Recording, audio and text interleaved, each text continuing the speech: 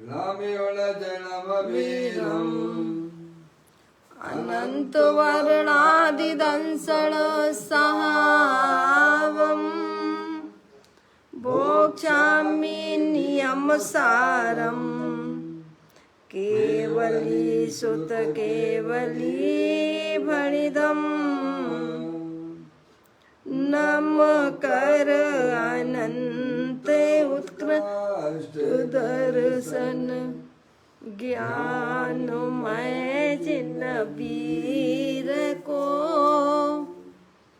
कहूँ नियम सार सु केवली श्रुत केवली पर कथित को। श्री नियम सार जी नामक परम आध्यात्मिक ग्रंथ स्वाध्याय हेतु में विराजमान है। आज से 2000 वर्ष पहले इस महान पवित्र ग्रंथ की रचना आचार्य श्री आपने जिस व्यक्ति को कॉल किया है वो अन्य कॉल पर व्यस्त है। कुछ समय पश्चात प्रयास नियम सार है। नियम से करने योग्य कार्य अपनी आत्मा में सम्यक दर्शन, सम्यक ज्ञान, सम्यक चारित्र रूपी निर्मल पर्याय, पवित्र पर्याय, मोक्ष मार्ग रूपी पर्याय को प्रकट करना, क्योंकि वह पर्याय स्वयं ही सुख स्वरूप है और अनंत सुख का कारण भी है। अनादिकाल से हमारे आपके आत्मा में पर को अपना जानने वाली, पर को अपना मानने वाली, पर के साथ संबंध रखने वाली ऐसी मोर आदेश रूपी मलिन पर्याय, अपवित्र रूप पर्याय प्रकट है, जो स्वयं दुख स्वरूप है और अनंत दुख का कारण भी है। ऐसी मोरा देश रूपी मलिन पर्याय का अपनी आत्मा में से उस पर्याय का अभाव करना और सम्यक दर्शन ज्ञान चारित्र रूपी निर्मल पर्याय, पवित्र पर्याय, मोक्ष मार्ग रूपी पर्याय को प्रकट करना। ऐसे कार्य की प्राप्ति जिनवाणी माता के द्वारा अपने आत्मा के स्वरूप को पहचानना। अपनी जो आत्म वस्तु है वह पर द्रव, पर भाव और पर्याय से भी भिन्न एकमात्र अखंड ज्ञान ज्योति स्वरूप है।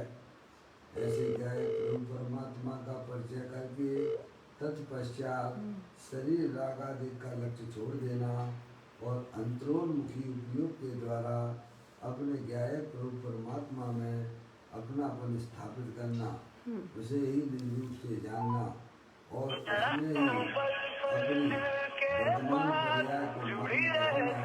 उसे ही हरि परमात्मा ने धर्म कहा है। उसकी चर्चा आचार्य भगवान ने एक गाथा और उसकी टीका के माध्यम से हमें अपने आत्मा के स्वरूप को यहाँ पर समझाया है। देखिएगा, यह परम आध्यात्मिक ग्रंथ श्री नियम सार जी का हम आप सब स्वाध्याय कर रहे हैं, जिसका 7वां अधिकार चल रहा है, जिसका नाम है परम आलोचना अधिकार, जिसकी 107वें नंबर की गाथा का स्वाध्याय चल रहा है। उसका प्रारंभिक पाठ करते हुए The person you have called is speaking to someone else. You can wait or call again later. आपने जिस व्यक्ति को कॉल किया है वो अन्य कॉल पर व्यस्त है। कृपया विभाव गुण पर्याय से रहित ध्याव आत्मा आलोचना श्रवण के। आचार्य कुंकुंदेव जगत के समस्त जीवों को यह संदेश देते हैं कि जो जीव अपने आत्मा को द्रव कर्म, भाव कर्म और नौ कर्म से रहे होता हुआ अपने चैतन्य स्वरूप या अखंड ज्ञान ज्योति स्वरूप आत्मा में अपनी पर्याय को मग्न कराता है, उस जीव को ही वास्तव में परम आलोचना होती है। यह मूल में गाथा बता रही है। इसकी टीका परम प्रबंधाई देव महाराज ने की है, जिसे अपन पढ़ चुके हैं। अब उसका खुलासा पूज्य गुरुदेव श्री के माध्यम से नियम सार प्रवचन के द्वारा यह तीसरा भाग चल रहा है। पेज आप खोल लीजिए, 880 नंबर के पेज पर यह चर्चा हम प्रारंभ कर रहे हैं।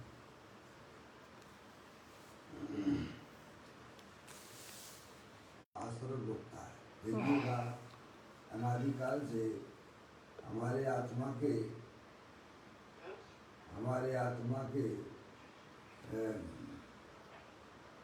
आश्रम ने एक प्रकार से मिथ्या रूपी आश्रम में डेरा डाल रखा है, जिसके कारण से हम निरंतर कायसा में नए नए शरीरों को धारण कर रहे हैं।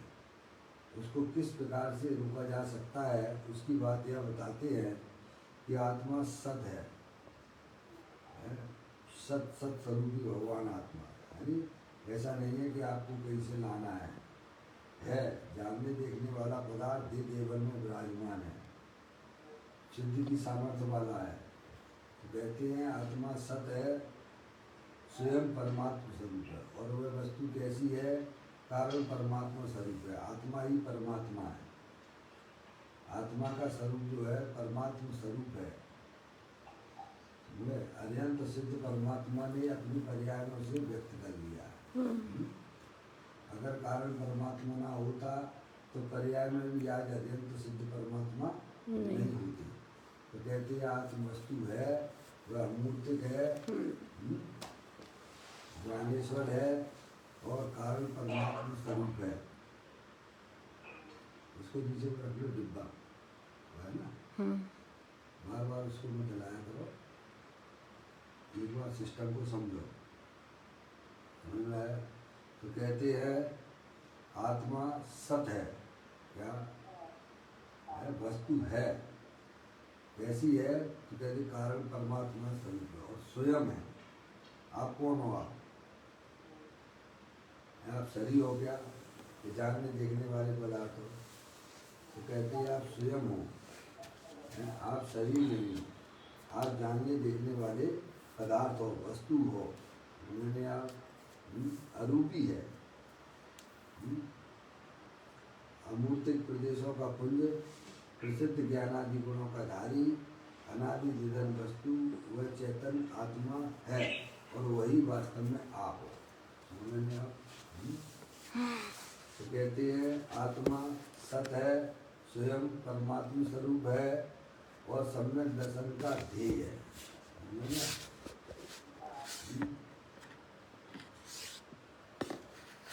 सम्यक दर्शन का ध्येय है। वर्तमान में परिपूर्ण है। ऐसा है कि वस्तु होती है वो परिपूर्ण ही होती है, अधूरी नहीं होती है। समझा? कोई भी वस्तु हो वो अपने आप में परिपूर्ण है। और ऐसे आत्मा की प्रतीति क्या है? ऐसे आत्मा की प्रतीति कि मैं चैतन्य स्वरूपी भगवान आत्मा हूँ, ऐसी ज्ञान की पर्याय में प्रतीति होना। समस्त अज्ञानी जीवों को शरीर की प्रतीति है, वह तो मिथ्यात्व भाव है, क्योंकि आप शरीर नहीं हो। और जिन्होंने अपनी आत्मा की पर्याय में वेद ज्ञान किया है, वे अपने आप को आत्मा रूप से स्वीकार करते हैं, उसकी प्रतीति उनकी ज्ञान की पर्याय में रहती है। समझे? उस प्रतीति का नाम ही वास्तव में सम्यक दर्शन और सम्यक ज्ञान है। ठीक है? अपने आप को ऐसा जानते हैं और मानते हैं। तो कहते हैं ऐसे आत्मा की प्रतीति पूर्वक मिथ्या का आश्रय रुक जाता है। क्या हो जाता है? जो विपरीत मान्यताएं थी अपने बारे में, वे सब चकनाचूर हो जाती हैं। क्या? क्योंकि सारे जगत के समस्त जीव अपनी अज्ञानता से दुखी हैं, अपने आप को शरीर रूप से वे देख रहे हैं। ये उनकी जो है अज्ञानता है। तो कहते हैं ऐसे आत्मा की प्रतीति पूर्वक मिथ्यात्व का आश्रय रुक जाता है। बस ये समझ लिया, जहाँ विपरीत मान्यता छूटी वहाँ समझ लेना चाहिए वह जीव मोक्ष मार्ग में गमन करने लग जाता है। प्रतीति होना उसमें क्या है? वेद ज्ञान में शरीर आप नहीं हो, शरीर जड़ है और आप जो है जानने देखने वाले पदार्थ हो, ऐसी प्रतीति होना, उसी का नाम जो है सम्यक दर्शन है और मिथ्यात्व हो जाता है। अरे भाई, शरीर आदि परद्रव्य क्षणमात्र में तेरे नहीं हुए, शरीर आदि परद्रव्य क्षणमात्र भी तेरे नहीं हुए, बता हुए हो तो बता। कितने शरीर छोड़ते हुए चले आ रहे हैं हमारा, कभी अपने हुए एक समय के लिए भी अपने नहीं होते, क्योंकि दोनों भिन्न भिन्न वस्तुएं हैं, एक दूसरे की कैसे हो सकती है? तो क्षण मात्र भी वह तेरे नहीं हुए, वे तेरे से त्रिकाल भिन्न हैं। कैसे हैं? त्रिकाल भिन्न। त्रिकाल भिन्न है, तीनों काल। अभी भी त्रिकाल में वर्तमान आया कि नहीं आया? आया। त्रिकाल में वर्तमान आया कि नहीं आया? आया। तो वो विजय लगा दिए सब। संतोष आंटी ने उठाया आ गया, त्रिकाल आ गया। ऐसी प्रतीति होना मौसी, तुम्हें ज्ञानेश्वर भगवान आत्मा हो, बहुत बड़ा काम कर लिया इसी में। और ऐसी प्रतीति नहीं है, चाहे कितनी आप पूजा करो, चाहे कितनी आप भगवान की भक्ति करो, और चाहे जितने क्षेत्रों की यात्रा करो, कुछ भी नहीं होने वाला है। और की भी हैं और कर भी रहे हो।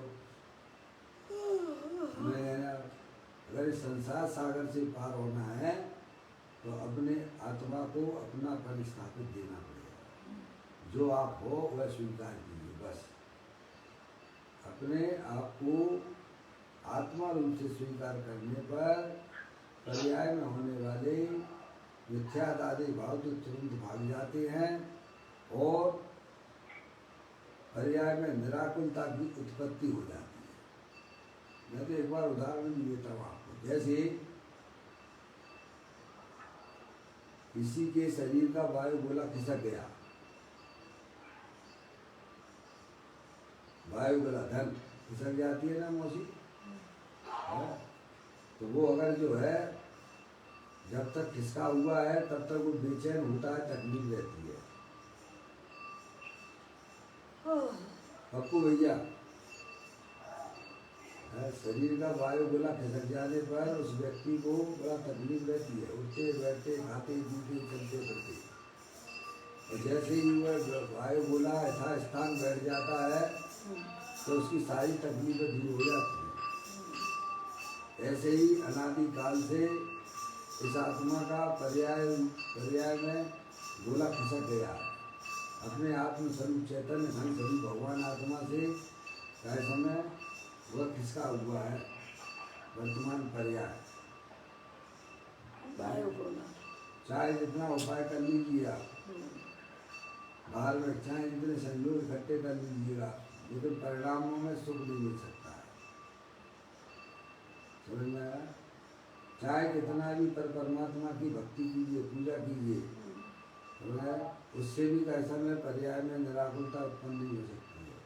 ये बात जरूर है। जैसे कोई धूप से बच के छाया में आ गया हो, तीव्र कसाई मंद कसाई हो जाती है, लेकिन अगर आपको अपनी बेचैनी अगर खत्म करनी है तो अंदर जो विज्ञान धन स्वरूप भगवान आत्मा है उसका जब पर्याय आश्रय ले लेती है तब उसकी पर्याय में निराकुलता की उत्पत्ति होती है। इसी को ज्ञानी जीव सम्यक दर्शन और सम्यक ज्ञान कहती है। फिर चारित्र में समय लगता है, चारित्र में समय लगता है। फिर वह आत्मा शनै शनै अपनी आत्मा को केंद्र बनाता हुआ अपनी आत्मा की आराधना और साधना में जागृत रहता है। वैसे वैसे इसकी पर्याय में विशुद्धता बढ़ती चली जाती है। समझ? यही एकमात्र उपाय है, दूसरा कोई उपाय नहीं है। सही बात। तो कहते हैं शरीर आदि उपद्रव क्षण मात्र भी तेरे नहीं हुए, एक समय भी हमारे नहीं हुए, कभी हो नहीं सकते। मैं एक शुद्ध सदा अरूपी ज्ञान द्रव्य यथार्थ से कुछ अन्न वो मेरा नहीं, परमाणु मात्र नहीं है। फिर कहते हैं वे तेरे से त्रिकाल भिन्न है और रागादि भाव भी क्षणिक है। हमारी आत्मा में जो शुभाशुभ परिणाम होते हैं, चाहे वह पाप का परिणाम हो चाहे वह पुण्य का परिणाम हो, वे सब परिणाम क्षणिक हैं।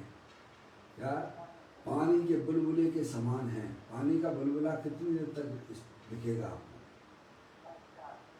पानी का बुलबुला कितने समय तक टिका रहता है? ऐसे ही हमारे आत्मा की पर्याय में जो भी दुख रूपी पर्याय है वे क्षण मात्र हैं, चाहे वे पाप रूप परिणाम हो अथवा पुण्य रूप परिणाम हो, वे सब क्षण मात्र हैं। वे भी तेरे स्वरूप नहीं है। समझ नहीं आ रहा? तेरा स्वरूप तो त्रिकाल निरुपाधि शुद्ध चिदानंद है। क्या है? स्थायी वस्तु है। इस शरीर के अंदर देखिए ऐसी कौन सी स्थायी वस्तु है? आप एक बार इसका पोस्टमार्टम तो करिए। आप इस शरीर के अंदर कौन सी ऐसी स्थायी वस्तु है? आप ज्ञानेश्वर हो, जानने देखने वाले हो, इतना तो आपको पता लगाना चाहिए ना। हरिहर परमात्मा कह रहे हैं आपको आपकी प्रतीति में आता है कि नहीं आता है? बस जो स्थायी वस्तु है ज्ञानेश्वर है, अमूर्तिक है, अनंत शक्तियों के भंडार वाला है। जो ऐसे भगवान आत्मा के दर्शन करते उसका नाम सम्यक दर्शन है। जो ऐसे भगवान आत्मा को जानते हैं उनका उसका नाम सम्यक ज्ञान है। जो अपनी पर्याय को उसमें भ्रमण कराते उसका नाम चारित्र है। पर द्रव्य से भिन्न आप में रुचि सम्यक भला है। आप रूप को जान बनो सो सम्यक ज्ञान कला है। आप रूप में लीन रहे थे सम्यक चारित्र सोई। इस बात को आपको समझना ही पड़ेगा। इसको समझे बिना एक पग भी धर्म का आप चल नहीं पाओगे। समझ नहीं आप? पर्याय का धर्म ये है कि अपने त्रिकालिक ध्रुव भगवान आत्मा को समझकर उसमें उसका आश्रय लेकर उसमें लीन हो। बस द्वाद सांग का सार यही है कि अपने चैतन्य स्वरूपी भगवान आत्मा का परिचय करके अपने गायक प्रभु परमात्मा के साथ में रहना, यह पर्याय का धर्म है। समझना? क्या क्या बताया? ये शरीर क्षण मात्र भी आत्मा के साथ में नहीं रहता है, एक समय भी नहीं रहता भैया। दूसरी बात, रागादिक परिणतियां हैं, वे रागादिक परिणतियां भी क्षण मात्र हैं, आने जाने वाली हैं। और अगर कोई स्थायी वस्तु है तो अंदर चिदानंद स्वरूपी भगवान आत्मा निरुपाधि स्वरूप से विद्यमान है। ऐसे गायक प्रभु परमात्मा की प्रतीति करना, उसी का नाम सम्यक दर्शन है। तब उस पर्याय की दशा कैसी होती है कि समझ पर द्रव पर भाव और पर्याय से भी विमुख हो जाती है। क्या होता है? जो पर्याय गैरमुखी हो रही थी, आकुलता रूप परिणाम होते थे उसमें, उसी पर्याय में भाई साहब सम्यक भेद ज्ञान डाल दिया गया। अब वह पर्याय आत्मा के आश्रय से खड़ी हो गई है और निराकलता रूप से परिणम करती है। इसी का नाम मोक्ष मार्ग है। सही बात है। मम्मी आवाज आ रही बराबर? बस इसके ऊपर आप ध्यान दीजिए, ये काम करना है। इसमें आत्मा का कुछ भी नहीं जाता है। क्या सारी दुख की पर्याय विलय को प्राप्त हो जाती हैं। कमरे में अंधकार था, लाइट जलाई और वह भाग गया।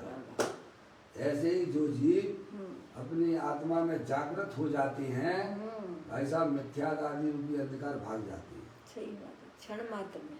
क्षण मात्र में जब ही जिए आत्म जाने, तब ही जिए शिव सुख ठाने। क्या सिद्ध भगवान जैसा आनंद लेना हो वर्तमान में, तो आपको ये अपनी ज्ञान की पर्याय में कला उत्पन्न कीजिएगा। सही बात है। दूसरे पर पदार्थों की तरफ भागने से हमारा कोई कल्याण नहीं होने वाला। क्या अनादिकाल से हम क्या कर रहे हैं, यही तो कर रहे हैं धर्म के नाम पर। अभी एक क्षण विचार नहीं करते, अरिहंत परमात्मा ने क्या हमको बताया है, शांति से बैठना सीखते ही नहीं है। क्या कोई सो रहा है तो भाई जाग जाओ, कॉन्फ्रेंस में है सभी लोग, नहीं ये बता रहे हैं क्या है कि शरीर परद्रव्य है, शरीर आदि परद्रव्य है, वे कभी हमारे होते नहीं है, हो नहीं रहे हैं, और अंदर में जो विकार की परिणतियां हैं वो राग देश के परिणाम है, वे क्षण मात्र के हैं। और तुम चेतने से भगवान आत्मा स्थायी तत्व हो, ज्ञानानंद मूर्ति स्वरूप हो। समझे आप?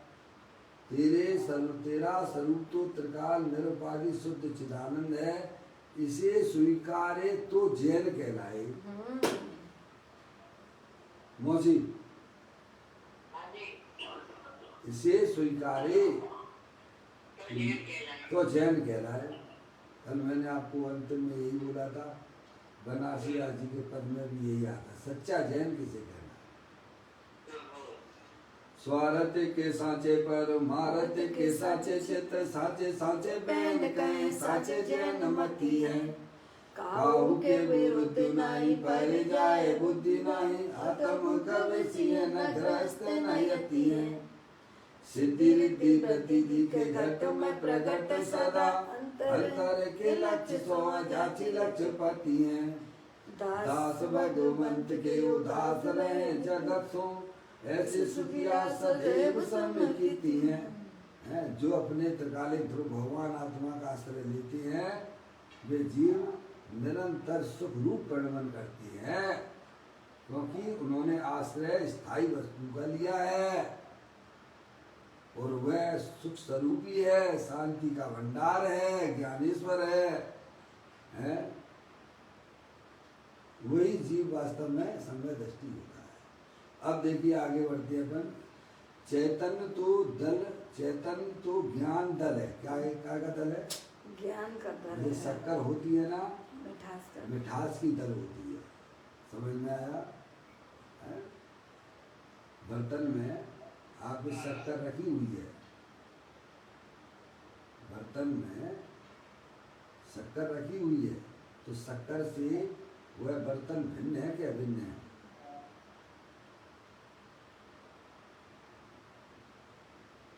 बर्तन में शक्कर रखी हुई है, भिन्न है क्या भिन्न है? भिन्न है।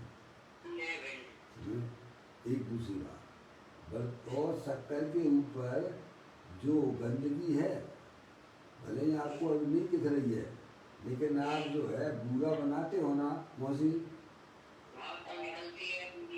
उस समय नहीं दिखती आपको, लेकिन उस समय भी गंदगी है उसके ऊपर, और जब आप बूरा बनाने जाते हो तो गंदगी अलग दिखाई दे जाती है? कचरे के रूप में अलग दिखाई देती है। तो वह गंदगी भी शक्कर से भिन्न है। शक्कर तो पूरी मिठास स्वरूप है। ऐसे ही इस शरीर के अंदर, शरीर रूपी बर्तन के अंदर अमूर्तिक पदार्थ चेतनेश्वर है, ज्ञानेश्वर है, अतीन्द्रिय आनंद स्वरूप है। उससे वह शरीर अत्यंत भिन्न है। वो अमूर्तिक पदार्थ, ज्ञानेश्वर पदार्थ, वो आप हो। और उस अरूपी पदार्थ के ऊपर जो शुभाशुभ रूप परिणाम है, वे भी हमारे आत्मा से भिन्न है। ज्ञानी कहते हैं कि वह जो चैतन्य वस्तु है, वह कैसी है? ज्ञान का दल है, शांति का दल है, वीर का भंडार है, प्रभुता से लबालब भरा हुआ है। कैसा है वह दल? कैसी है वह चैतन्य वस्तु? ज्ञान का दल है, सुख का दल है, अतीन्द्रिय आनंद का दल है। क्या? वीर से लबालब भरा हुआ है। मौसी आजकल बहुत बात चलती है इम्यूनिटी की, काय की? पर्याय में ताकत कैसे आए है? अब शरीर की ताकत कोई आत्मा की ताकत तो नहीं हो सकती। अपन कितना उपाय करते हैं शरीर की ताकत के लिए। अच्छा, कौन करता है? शरीर करता है कि आत्मा करता है? हाँ, आत्मा करता है, समझ लिया। बाकी ताकत से तुम्हें क्या हो जाएगा ये बताओ? है इम्यूनिटी चाहिए ना, तो आत्मा वीर का भंडार है, वीर का दल है, समझ रहे आप? उसके पास में जाओगे तो आपकी पर्याय में ताकत ही ताकत आ जाएगी। इतनी ताकत आ जाएगी, इतनी ताकत आ जाएगी कि तुम कभी कल्पना नहीं कर सकते हो आप, समझ रहे आप? ऐसे ही अपना भगवान आत्मा कहती है चैतन्य तो ज्ञान दल है। ज्ञान दल कह के सारे अनंत गुण उसमें लगा लेना। प्रभुता का भंडार है, आनंद का भंडार है, आनंद का दल है? शक्कर खाते हो तो स्वाद मीठे का आता है, आता है कि नहीं आता है? केवल गीत गाने से नहीं आता है। शक्कर है तो मीठी, और गीत गाए जाओ तो क्या स्वाद आएगा क्या? है पापा? शक्कर को जब तक आप जिह्वा पे नहीं रखोगे तब तक उसका स्वाद नहीं आएगा। ऐसे ही अपना भगवान आत्मा तीनों पर अतीन्द्रिय महापदार्थ है। उसके गीत ही गीत गाते रहना, आत्मा का स्वाद नहीं मिलेगा। क्या? उसका आप जो है सम्यक भेद ज्ञान के द्वारा, अंतर्मुखी उपयोग के द्वारा उस चैतन्य वस्तु को आश्रय लो। आश्रय लेने वाली पर्याय है, तब उस पर्याय में आत्मिक आनंद सुख शांति की प्राप्ति होती है। तो कहते हैं चैतन्य जो वस्तु है वह रूपी है, अमूर्तिक है, ज्ञान का भंडार है। ऐसे अनंत गुणों का भंडार है वो। ज्ञान से तो प्रसिद्धि कराई गई है। तो कहते हैं चैतन्य तो ज्ञान दल है, उसे लक्ष्य में ले। क्या ले? लक्ष्य में ले। अपन तो गीत गाते रहते हैं, लक्ष्य में नहीं लेते। लक्ष्य में नहीं लेते, इसीलिए कार्य बन जाएगा क्या? इसीलिए कार्य वो गीत गाओ, खूब गीत गाओ, ये सब करके हैं। अरे ये शक्कर इतनी मीठी होती है, ऐसा मुझे होती तो है, आपका स्वभाव ही है मीठी का। लेकिन जब तक आप अपनी जिह्वा पर नहीं रखेंगे तब तक उसका स्वाद नहीं आता है। ऐसे ही अपना भगवान आत्मा है तो कारण परमात्मा स्वरूप, अतीन्द्रिय आनंद स्वरूप है। उसे जब तक आप लक्ष्य में नहीं लेंगे, यानी पर्याय उसकी तरफ झुकाव नहीं करेगी, तब तक उसका जो है स्वाद आपको आने वाला नहीं है। देखो नहीं, अनंत सिद्ध परमात्मा किसके आश्रय से सुखी है? आप मुझे एक बात बताओ, अनंत सिद्ध परमात्मा जो आज सिद्धालय में बैठे हुए हैं, है कि नहीं है? नहीं है तो फिर माला क्यों जपते हो? सही बात। क्या अनंत परमात्मा है कि नहीं है? नहीं है तो उनकी माला क्यों जपते हो? तो वे क्या कर रहे हैं? अपनी आत्मा को जानना। उनकी पर्याय क्या करती है? आत्मा के पैरों को। कितने सुखी हैं वे? अनंत सुखी हैं। किसके आश्रय से, किसके आधार से? तो कहते हैं ज्ञानेश्वर भगवान आत्मा के आधार से। आपके पास में भी वही वस्तु है, वैसी की वैसी है, जैसी सिद्ध भगवान के पास में वैसी की वैसी है। उनके पास में शरीर है क्या? सिद्ध भगवान के पास शरीर है क्या? नहीं। आपके पास में भी नहीं है। पापा बताइए आप। उनके पास में जो है 8 कर्म है क्या?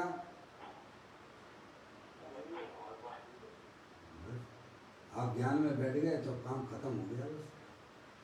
क्या उनके पास में राग द्वेष है क्या? नहीं है। आपके पास में भी नहीं है। लोग कहेंगे पागल हो गए क्या, मैं तो सब कुछ दिख रहा है, तुम बहिर्मुखी वाले हो।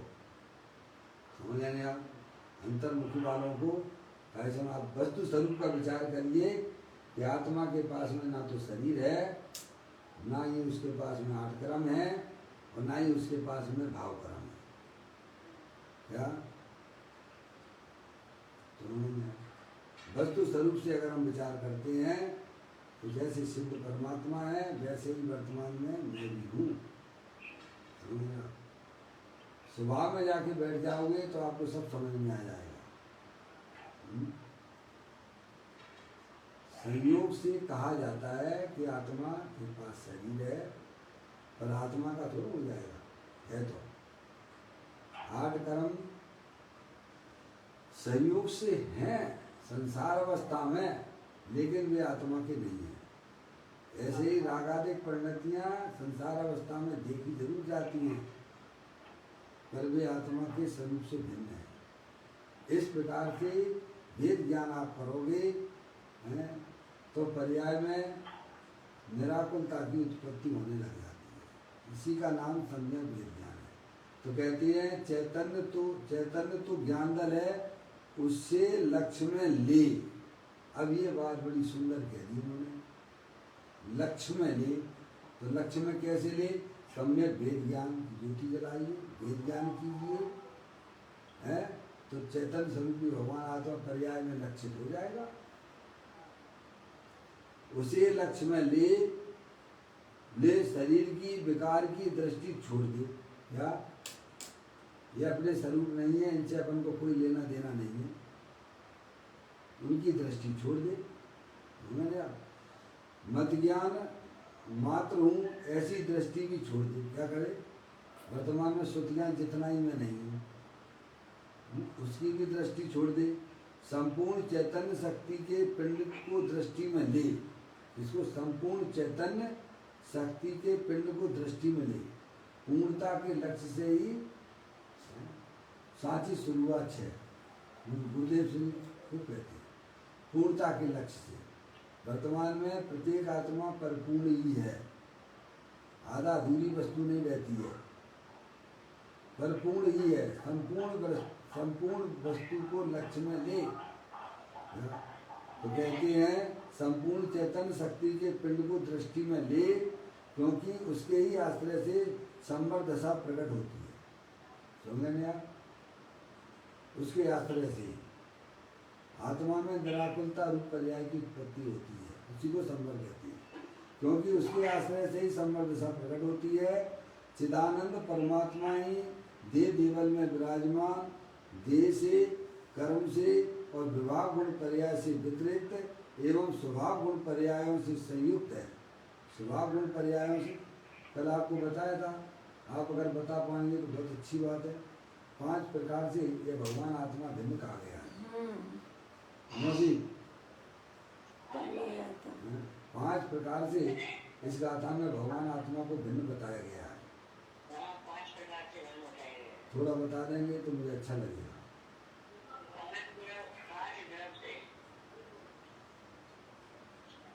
है मौसी?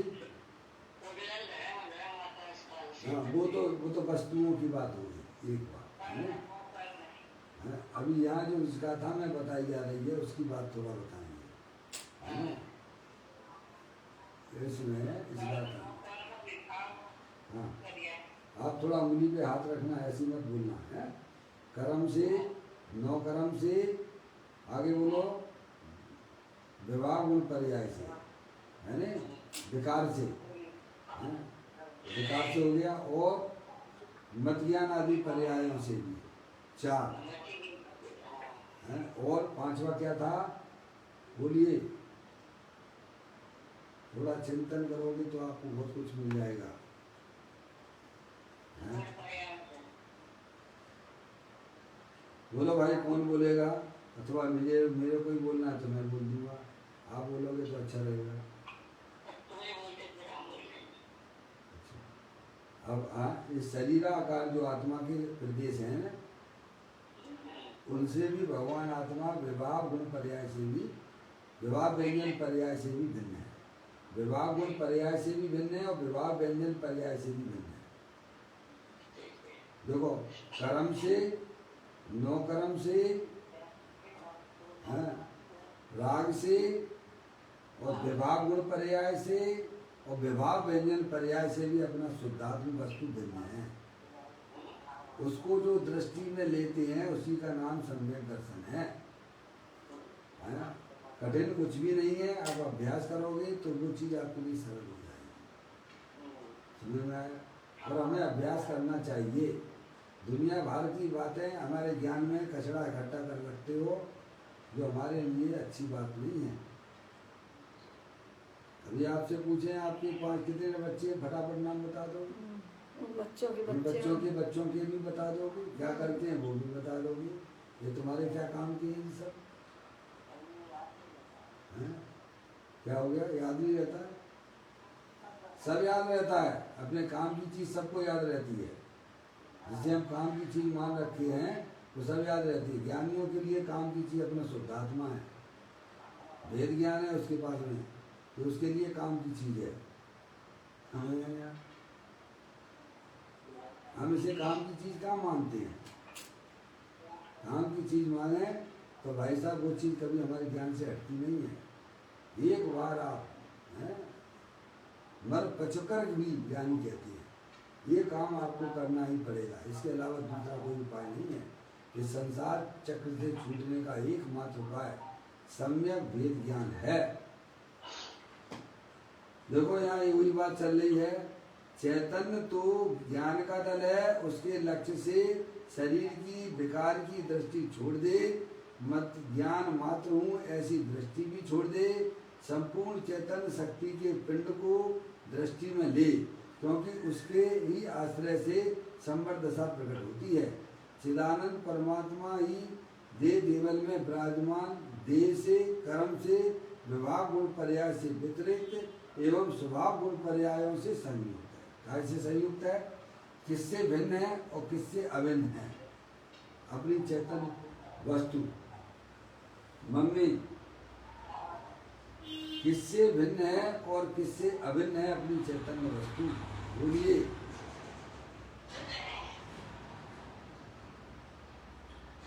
अपनी चैतन्य वस्तु किससे भिन्न है और किससे अभिन्न है?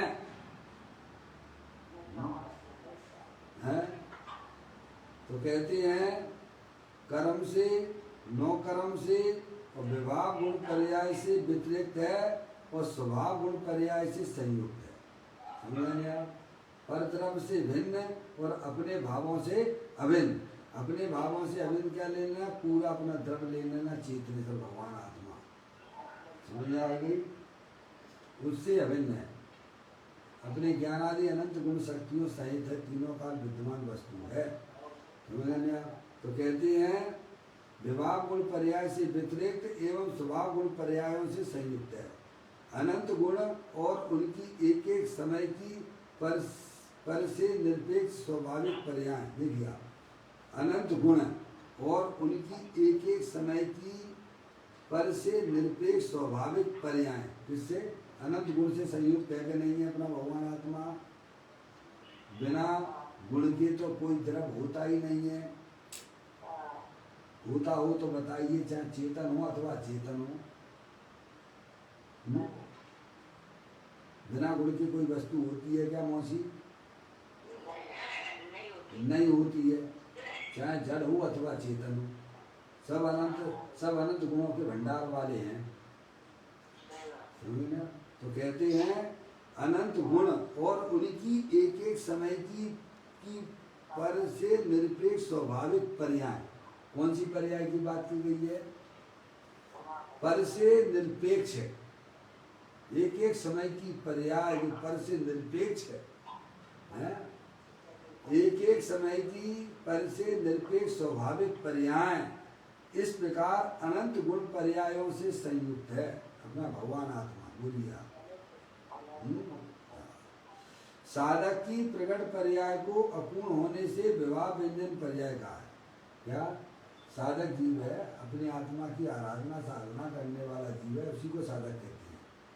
जो अपनी आत्मा को नहीं जानता है वो तो विराधक है। साधक उसे कहते हैं साधे। किसको साधे? अपनी चैतन्य वस्तु को साधे। साधने वाला कौन? पर्याय किसको साधती है? अपनी चैतन्य वस्तु को साधती है। जो शरीर को साधे वो विराधक है। जो रागादिक को साधे वो विराधक है।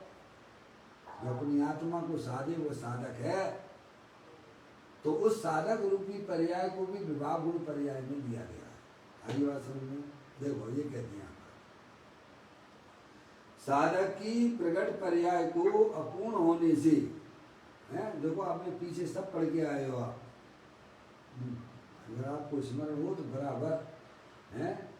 केवल ज्ञान की पर्याय को भाई साहब जितनी भी केवल ज्ञान के नीचे वाली पर्याय हैं वे सब जो है अपूर्ण होने से वे विभाग में चली आएंगे। कहा चले विभाग गुण पर्याय में चली आएंगे।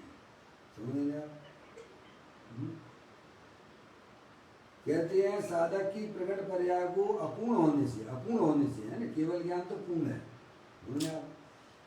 साधक की प्रकट पर्याय को अपूर्ण होने से विवाह व्यंजन पर्याय कहा है।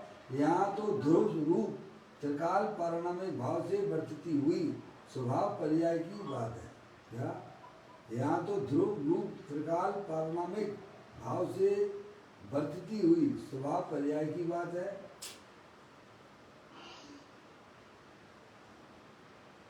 कहते हैं त्रिकाली तत्व स्वभाव गुण पर्याय से परिपूर्ण है। ऐसे आत्मा को लक्ष्य में लेकर जो उसमें एकाग्र होता है वह भाव श्रवण है और उसे ही वास्तविक आलोचना होती है। किसको होती है आलोचना? सच्ची आलोचना किसे होती है? जो अपने त्रिकालिक तत्व स्वभाव गुण पर्यायों से परिपूर्ण है। ऐसे आत्मा को लक्ष्य में लेकर यानी पर्याय उसका आश्रय लेती है, उसमें एकाग्र होता है, वह भाव श्रवण है। उसी का नाम भाव श्रवण है। सही बात है। और उससे ही वास्तविक आलोचना होती है। चैतन्य तत्व की जानकारी बिना प्रतिक्रमण, चैतन्य तत्व की जानकारी बिना, देखना बहुत खतरनाक शब्द आ गया है। चैतन्य तत्व की जानकारी बिना प्रतिक्रमण, सामायिक आलोचना आदि कोई भी धर्म प्रकट नहीं होता है। भाई चैतन्य वस्तु को जाने बिना तेरे मिथ्या और जन्म मरण का अंत नहीं आएगा। इसीलिए सबसे पहले जैसा कहा है वैसा परम शुद्ध आत्मा जानना चाहिए, क्योंकि इसके बाद ही सच्ची आलोचना होती है। सबसे पहले जीव का कर्तव्य क्या है कि अपने आप को पहचाने आप कौन है। समझ गया? इसको जाने बिना किसी की जीव की पर्याय में चाहे कितना भी धर्म के नाम पर जो करना हो करो, चाहे कितने भी अणुव्रत ले लो, महाव्रत ले लो, मौसी क्या उसमें कल जनरेशन में नहीं आया था कि भगवान कहते हैं अपने आत्मा को प्रथम जानना चाहिए। जिन्हें वास्तव में अपनी आत्मा का कल्याण करना हो, जन्म मरण के सिलसिले से बाहर निकलना हो, उन्हें सबसे पहले अपने आत्मा के स्वरूप को समझिए। सबसे पहला कर्तव्य है धर्म के नाम पर अंतरंग में विराजमान विकार रहे शुद्धात्मा को जानना ही आलोचना है। परंतु पहले उस विकार रहित आत्मा की बात सुने। क्या करे? किसकी? कौन सी विकार है? शरीर से तो आत्मा, सभी दुनिया कहती है शरीर से आत्मा भिन्न है, लेकिन जैन दर्शन बड़ी सुंदर बात कहता है कि विकार से भी, मोराग के परिणाम से भी तेरा आत्मा भिन्न है। ये चर्चा आपको केवल दिगंबर जैन दर्शन के अलावा कहीं नहीं मिलने वाली। सही बात है। क्या? हाँ, तो कहते हैं अंतरंग में विराजमान विकार रहे शुद्धात्मा को जानना ही आलोचना है। ऐसा अपना भगवान आत्मा है शुद्धात्मा, विकार रहित, उसको जानना ही आलोचना है। परंतु पहले विकार रहित आत्मा की बात सुने, क्या करे? अब सुने ही नहीं तो कैसे अपनी आत्मा की जानकारी तुम्हें मिलेगी? बता, आत्मा तो तुम रहोगे कि नहीं रहोगे? रहेंगे। नहीं सुनोगे तो भी आत्मा रहोगे कि नहीं रहोगे? पापा हैं? अबे तक नहीं बोलो, सुनी है तो वो आत्मा रहना तो तो है। पड़ेगा आपको। आप अनादि अनंत आत्मा हो हैं और आत्मा ही रहोगे। भले ही आप आत्मा की बातें ना सुनो तो भी आत्मा ही रहोगे। भाई इतना है लाभ नहीं मिलेगा। तो भाई साहब आपको मौका मिल गया है, जिन्हें देव परमात्मा मिल गए हैं, संयोग में मनुष्य पर्याय है, मन भी आपको मिला हुआ है, सब बातें हैं, तो क्यों ना ये फाइल यही निपटा दी जाए हैं?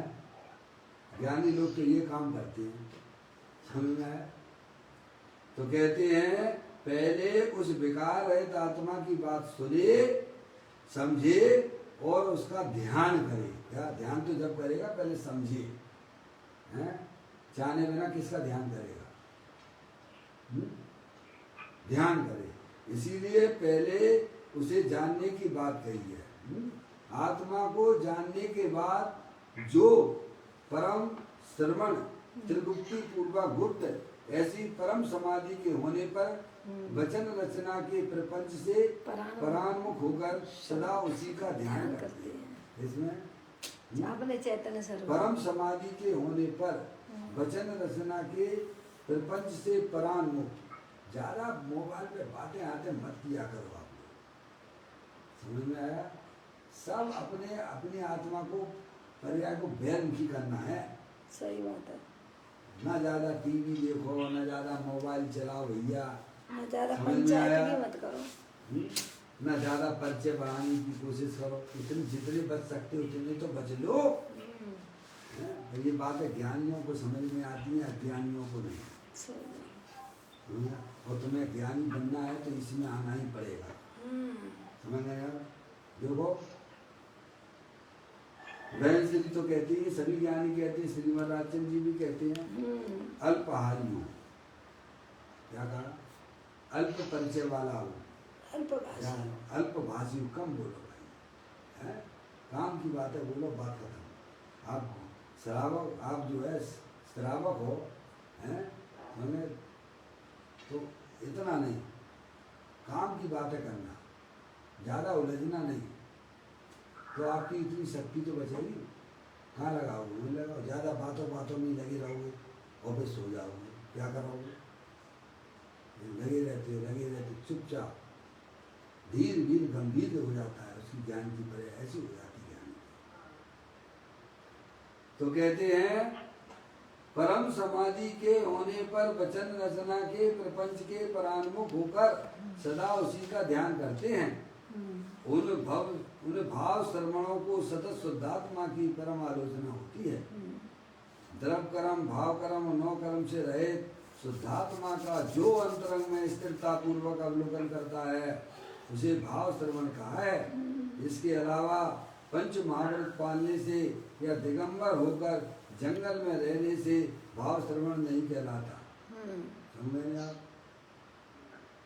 पहले वो भाव से मुक्त है, पहले हो भाव से नग्न, फिर वो द्रव लेंगे और फिर वो भाव लेंगे। ये क्रम है। एक परमाणु मात्र भी मेरा नहीं है, या मैं एक शुद्ध सदा अरूपी ज्ञान द्रव्य यथार्थ से कुछ अन्न वो मेरा नहीं, परमाणु मात्र नहीं है। पहले अंदर से भाव से नग्न हो जाएंगे। मैं तो अखंड ज्ञान ज्योति स्वरूप भगवान आत्मा हूँ, तीनों काल एक रूप रहने वाला हूँ, एक परमाणु मात्र भी मेरा नहीं है भैया। और इरागादिक परिणतियाँ भी मेरी नहीं है, उसमें दिया है। आत्मानुशासन में गुणभद्राचार्य से एक भाई ने प्रश्न पूछा कि प्रभु परमात्मा बनने का कोई शॉर्टकट उपाय है क्या? मौसी परमात्मा बनने का कोई शॉर्टकट उपाय है क्या? तो वे जो है गुणभद्राचार्य गुणभद्राचार्य कहते हैं। आठवीं तो वो कहते हैं कि भाई साहब एकांत में जाकर आप जो है आकिंचन स्वरूप हो हम, ऐसी भावना से बैठ जाइए, अल्पकाल में आप पर्याय में परमात्मा बन जाओगे। लेकिन हम कहाँ बैठते हैं, निरंतर तो हमारे भाई साहब जो मिला है पुण्य की वजह से वो भी मेरा, और दूसरे की हड़पने की भी इच्छा अंदर चल रही है। क्या नियत तो तुम्हारी पहले से ही खराब है, विरोध जाने वाले हो, भगवान भी नहीं बचा सकते तुम्हें। कितने भी भगवान की पूजा करो धोती दुपट्टा पहन के, कितने भी भगवान का प्रचार करो, लोग कहे धर्मात्मा, समझ में दुनिया तुम्हें धर्मात्मा कहते हैं, लेकिन पापी हो एक नंबर की। और धर्म का एक गुण प्रकट, समझ में आया? सही बात है। क्योंकि तुम्हारी नियत खराब है, समझ गए? पर के चीज जो तुम्हें पुण्य की वजह से मिली है वो चीज को का जब उसको तो छोड़ो, दूसरे की जो हड़पने की जो अंदर में इच्छाएं चल रही हैं, तुम एक नंबर के पापी हो, नरक निरोध जाने वाले हो। सही बात है। समझ में आया?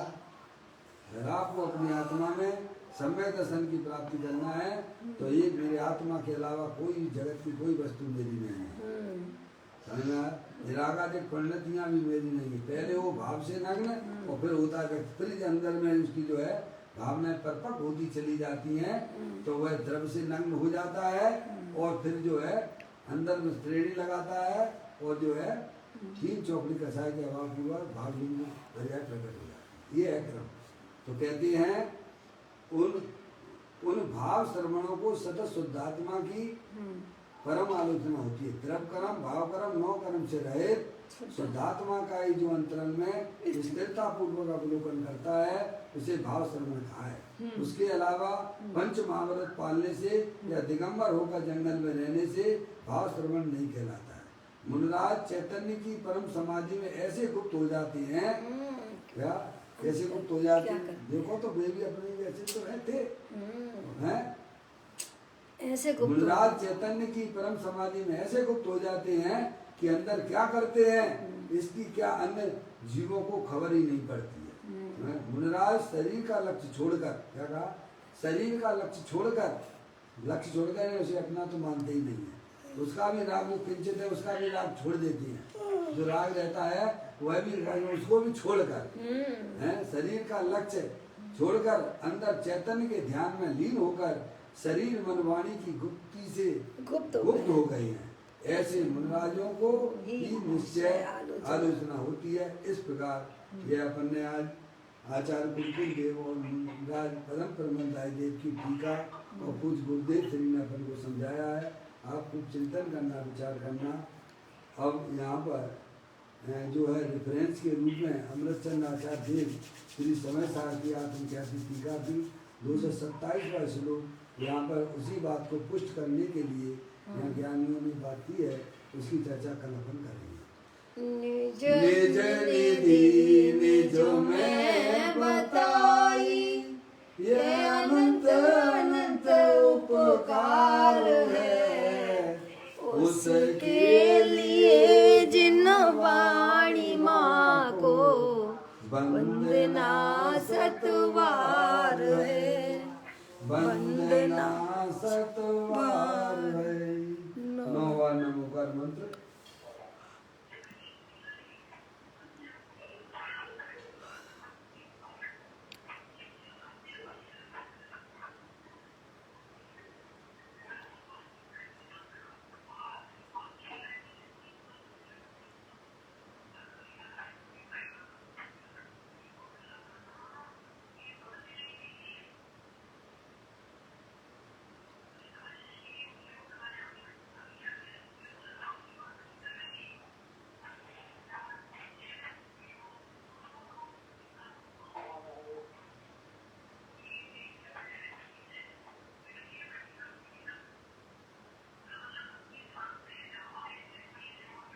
गुरु तत्संग निर्वाणी माता।